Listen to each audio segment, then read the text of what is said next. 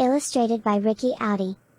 Before words were words, a boy named Yes lived in a small village in a small kingdom. Yes was good at everything. He was the best, smartest and most liked person in his village.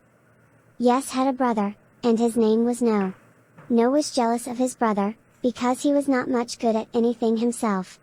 Whenever the villagers asked No for help, he refused because he didn't like people very much. Whenever someone asked Yes for a favor, he would gladly help, and he secretly didn't mind the fact that it irritated No when he did. One day Yes and No's father, OK, went on a long journey and he left his two sons in charge of all the animals. Yes took good care of the great Guk, and the Ix, and the three-toed Yak. Keep in mind, my dear friend, that the Guk, Ik, and three-toed Yak were very old animals, so you might know them by different names today. No didn't want to be bothered with the boring tasks involved with taking care of the animals. So instead of helping his brother, No went down to the lake and threw rocks into the water. A few days after his father left, Yes asked his brother to watch the three-toed Yak while he went to find some food to eat. Instead of doing what Yes asked, No lay down, shut his eyes, and forgot about the Yak. It just so happened that the king had a personal road nearby, and he traveled on it often. So often, that when the three-toed Yak wandered onto the road, the king's carriage was passing by and had to swerve to avoid hitting it. The king was thrown from the carriage and fell to the ground and hurt himself. The king demanded to know why a three-toed Yak had been allowed on his road and asked all the villagers for an explanation. Yes was always honest, so he told the king the entire story. The king thought for a moment, and then he came up with an idea that he was quite happy with. Yes and No were to work in the castle as his personal assistants as punishment for what was later referred to as the worst three-toed Yak and carriage accident in the kingdom's history.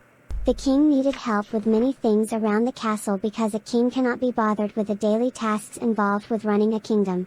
However, soon after his decision about the two brothers, the king realized that only Yes would be of any use to him as a servant.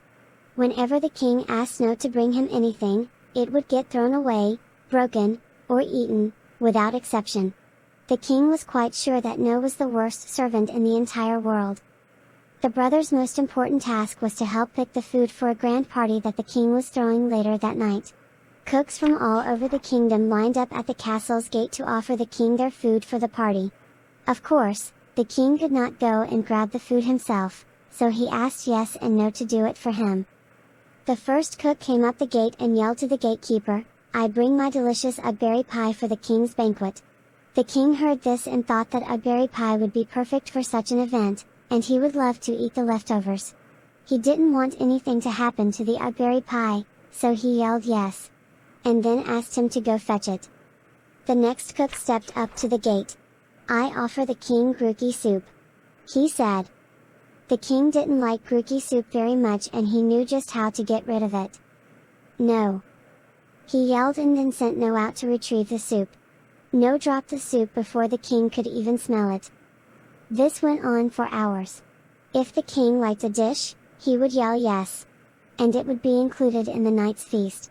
If he did not, everyone would hear a loud no. And the dish would be destroyed moments later by a servant with a very bad attitude.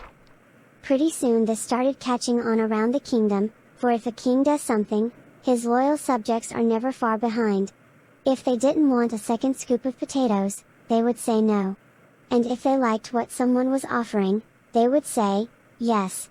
And ever since that day in a small village in a small kingdom, yes has meant yes, and no has meant no.